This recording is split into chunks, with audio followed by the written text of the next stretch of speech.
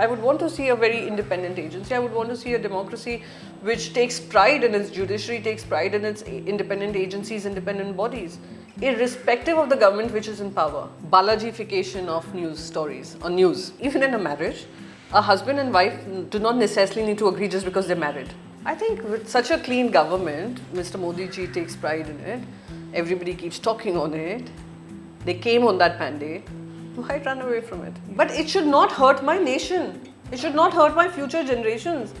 The person who was coming to your house, who was giving you these clothes, belonged to one criminal who's absconding. 6 states are looking for him. Then you failed the state spectacularly. He said what made me happy was the fact that those who were against it, which is the NCP and the Congress, they supported this decision. And those who had committed to Bala Sahib that they would do this were not even present on that day.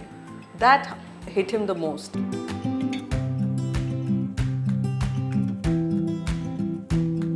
Hello Priyanka. Hello. The first question is, what makes Priyanka Chaturvedi angry?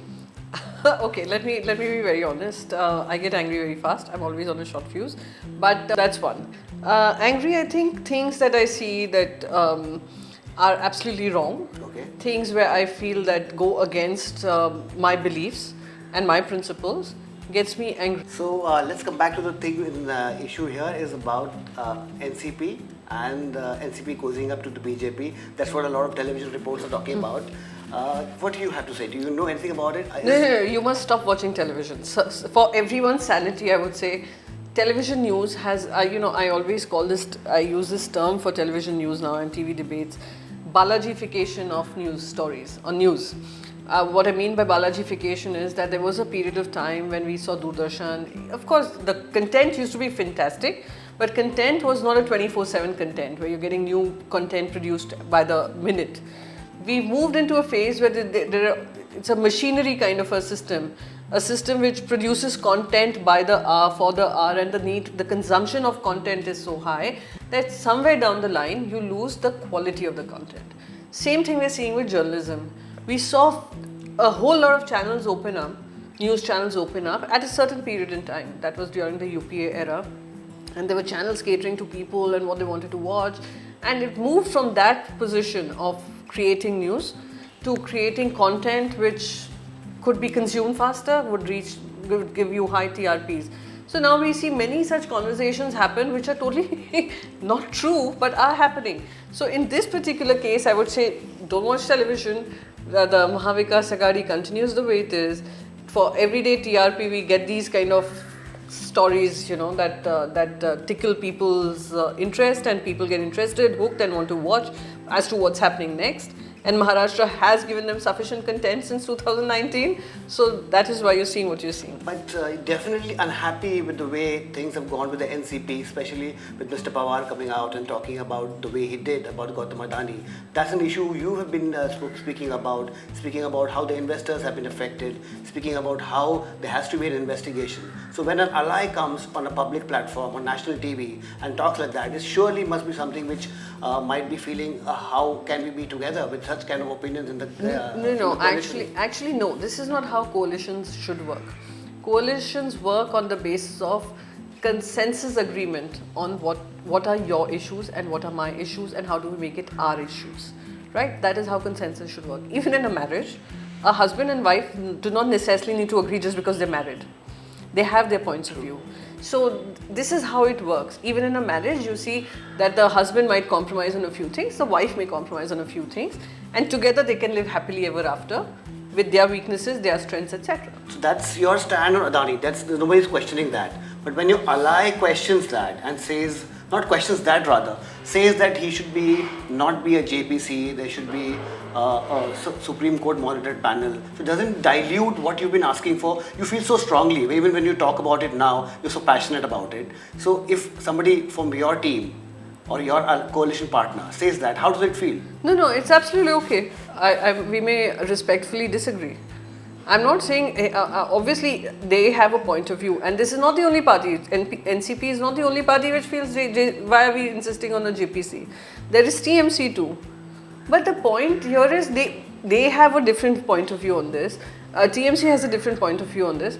But everybody is united in their belief that there has been some questions levied, some questions on the functioning of the group, and it should. And I will tell you another instance. 2014, if you look at the net value of the group as well as the promoter, the way it has increased, the graph has increased till 2022. Exponentially. It speaks of an Adani Badhao Karyakram led by the Prime Minister and his entire cabinet. And right now, in this, ever since in January, this report came out, and this is not a first report that's come out.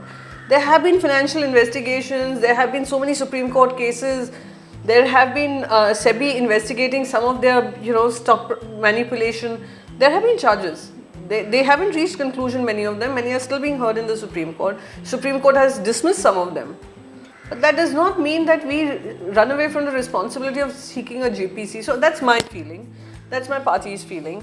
That's a feeling of 19 political parties in the opposition. One or two may differ, but they still believe that there should be some kind of accountability and transparency systems and no support coming from the government. The same way in a political party, of course I'm speaking up. I speak on anything that matters to, like I said initially, the principles that I stand for, and my principles as far as this is concerned is that I need to stand up for the people and make them realize that whatever money that they're putting inside, their banks, or hoping that they will get better interest rates, or they're hoping that they know what they're doing, and that money is getting invested without their knowledge into pumping up funds for a company which has a dubious record right now. And I'm not saying this, I'm not being judgmental about the company. All I'm saying is, if the company is above board, and if they have done their compliances, and if they haven't depended on shell companies to fund and pump up their equity funds, equity shares, then let's have an investigation. Now, in today's time, if a Harshad Mehta was to be investigated by SEBI, by a JPC, which had happened during that era, a JPC was set up, and that is when SEBI came up. And SEBI got teeth, and SEBI became a regulatory mechanism and a regulatory authority. So I sometimes feel if Harshad Mehta was born in this day and age, any attack on him would be considered anti-nation. Because even he was speaking the same language, that I'm increasing the wealth of the people. But unfortunately, some of the dealings were unethical. I'm sorry I'm taking time, but I need people to understand why the JPC matters. A Supreme Court monitored probe that was initiated by the Chief Justice of India said there has to be a probe. The probe is limited in scope. Why do I say limited in scope? The expert committee has been asked to check the functioning of SEBI, and if SEBI's functioning is foolproof. Not questioning the SEBI, just checking if the regulatory mechanism is up to the mark and up to the times we live in. SEBI also has been asked to investigate. SEBI will respond to the Supreme Court via sealed envelope, and the expert committee via sealed response or whatever response.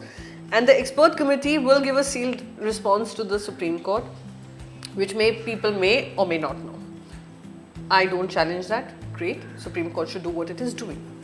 The second part of it is that whether it is stock manipulation, whether it is shell companies, whether it is overpricing of stocks, whether it is the wealth creation that has happened exponentially, whether it is mines that the person has got, that we can see there's a cartelization that has happened, whether we see the Mumbai airport overnight being handled, and not just Mumbai airport, several such airports where you had no business experience or exposure, then you've come into defense. And when your source of funding is a little grey, in the grey zone, it impacts my nation. So JPC has the authority, even if the opposition members are in minority, has the authority to even summon the Prime Minister of this country. I would want to see a very independent agency. I would want to see a democracy which takes pride in its judiciary, takes pride in its independent agencies, independent bodies, irrespective of the government which is in power. So there's no, the agencies are the ones which are at the behest of the government. The Supreme Court panel will not do the investigations which Supreme Court panel is limited in scope. Okay. I'll continue to repeat. I will not say that they are not entitled enough to do it or empowered enough. The scope of investigation is JPC is the only solution? JPC is, yes, a solution where you can have parties, all political parties represented, and you have a team in place and the chair would be someone from the government of the day. So let's have that investigation. Let the truth come out to the people. There would be documentary evidence, there would be documents to show. We can even summon a Mr. Adani to find out that what gave him that confidence to bid for the airports. We can even call GVK to find out that what is it, how is it that CBI and ED like literally issued summons after summons and raided you left, right and centre, and within a month it was handed over to Adani. I can in fact I'll go to the instance of the Dharavi project, and I can ask that how come the Dubai-based company which managed to win the bid at 7,000 crores lost it in the fresh round of bidding at 5,000 odd crores to Mr. Adani. I can do all of that. That's what a parliamentarian's powers are. So that is all I'm asking. I think with such a clean government, Mr. Modi ji takes pride in it. Everybody keeps talking on it. They came on that mandate. Why run away from it? You kept asking for JPCs for 2G, 3G, LG, MG, whatever. Sonia ji, Gandhi ji, Rahul ji, whatever. Vadra ji, everybody. So why not Adani ji? Do it. But it should not hurt my nation. It should not hurt my future generations. It should not make my children say that ये तो चलता ही है, ये देश चलता ही रहेगा ऐसे. तो हम क्यों आए राजनीति में अपना काम धंधा छोड़कर? That's my simple belief. You've been with the Congress. You worked Yes. with Rahul Gandhi. Yes. You know what the Rahul Gandhi and the Congress stands in terms of Savarkar, and now what your current party stands. Yeah. How do you now say? Would you think that Savarkar is an important figure, and what would you say to Rahul Gandhi when he says that? What would you say? I have said this umpteen number of times, and let me also be very honest. I don't do politics of subterfuge and hypocrisy. I also was amongst those who was critical of Shri Savarkar. I was working in national politics, and it's a fact that none of our history textbooks had enough of Veer Savarkar. And it's a fact. None of our history textbooks had much of We had it. one chapter. Even in Maharashtra. Yeah. So one chapter which is a passable chapter and compared to others. So I came with this point of view that there are many well-read people who are making this argument, and perhaps most of it is the truth because there's no other counter-narrative. And I was amongst those who was criticizing. I was amongst those who was critical. Only when I tried to understand, and there are now books on him, there are things that, and when I started to work closely in Maharashtra, in the political system, I tried to understand, that is when my perception about him changed too. And it's not like it happens overnight, just because I've changed my political party. I made a conscious effort. So this name issue, like names of places and all that. So there was this debate in Rajya Sabha about the New Delhi International Arbitration Bill, where you were discussing about the name, you were changing the name, and you said this government is naam badlo kaam ho jayega. Is one of your statements in that Rajya Sabha.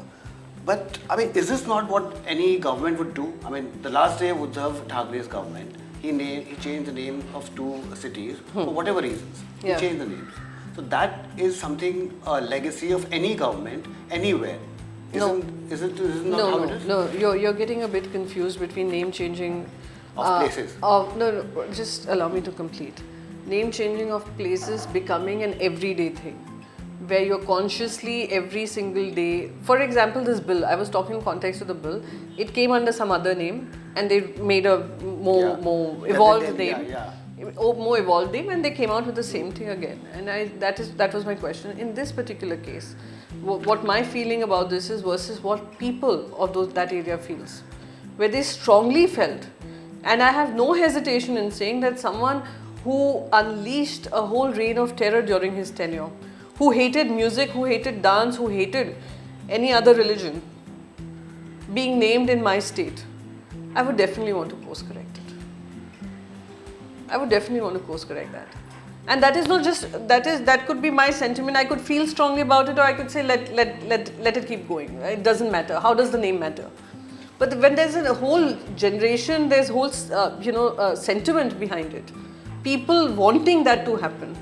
And if you see the way it has been welcomed by the people of the state, would say that idea was not just to gain some political brownie points, but to set something which was promised long time ago to the people of the state, to set that correct.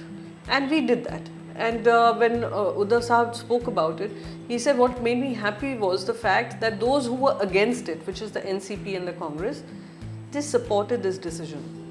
And those who had committed to Bala Sahib that they would do this were not even present on that day. That hit him the most. And I think that changing people's opinion, evolving, is how countries work, how systems work, how people should work. You're quite popular on social media, almost a thought leader. Really. And there are a lot of things which come to our notice, especially the recent argument with Ms. Fadnavis. Yeah. And how would you say that? Was it something which you would now, looking back, regret? Why should I regret anything at all? Here's my point. Firstly, I did not involve her. There was an FIR coming from the Home Minister's wife. I was speaking to the Home Minister of my state. I was speaking about Mumbai police, which reports to the Home Minister. She was not even part of the story. The story was, how safe is my state if the Home Minister's own house is not safe from dubious characters, from criminal characters? So my question was that if investigation needs to happen, investigation should be free, fair, independent, and out of either the Home Minister steps out or the Mumbai police doesn't investigate it, someone else does it. Because Mumbai police, ultimately we all know, reports to the Home Minister of the state. And the issue was about the Home Minister's house. A family member of the Home Minister. And I would say she should be regretting what she said. She spoke to a member of parliament from Maharashtra, concerned about the safety and security of the Home Minister of my state, concerned about the dubious characters who have access to his home, concerned about what could have happened, and concerned if this can happen in the Home Minister's house, which has many IB and police, Maharashtra police, Mumbai police, everyone reporting to him, then it can happen to everyone's home. And if you did not know this basic thing, that the person who was coming to your house, who was giving you these clothes, belonged to one criminal who's absconding, 6 states are looking for him, then you failed the state spectacularly. So my question was to my Home Minister, and I was asking him that question. For her to jump in, maybe it hit her where it hurts the most. And she spoke and I regret nothing. You've been in Mumbai, you're a Mumbaikar. Now tell me, what do we think we need to do in the city to make it better? What's the biggest problem here currently? As a Mumbaikar, not as a politician. As a Mumbaikar, I would definitely say some pleasant urban planning, which is more convenient for people who want to walk rather than take cabs, etc. So there has to be more, I would say, spaces for people to walk, explore, understand. More places for people to be able to unwind and relax. And I totally love the concept of a 24/7 Mumbai. Delhi is now choosing that. They're going 24/7, something that Aditya wanted in Mumbai, is now approved in Delhi, and you're going to see economy also benefit out of it. When your city is working 24/7, it helps the economy also to pick up. And as a Mumbaikar, I definitely want to see some aesthetical designing. Street furniture, you mean? Street furniture is already under a lot of controversy. I don't want any controversial thing. Aesthetics, as in when you're designing something, you remember the ethos of the city. You're not just designing for the sake of, I have this kind of fund, so ek yahan pe kar dete hain, ya ek wahan pe kar dete hain. Let it be a very planned project. For example, which we were talking about, the Birla Lane. That, exactly, I wanted you to tell us. So my idea is, the Carter Road is an iconic place for people. Nariman Point is an iconic place.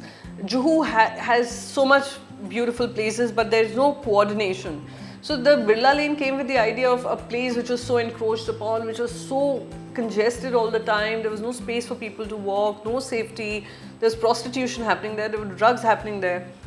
I managed to clear it, beautify it, expanded the road, etc. Got a lot of complaints coming from the MLA and the corporator there. But you need that kind of vision to understand what you're doing. At the end of that lane are 2 gardens on your right and your left. These are the coastal gardens which are connected to the beach.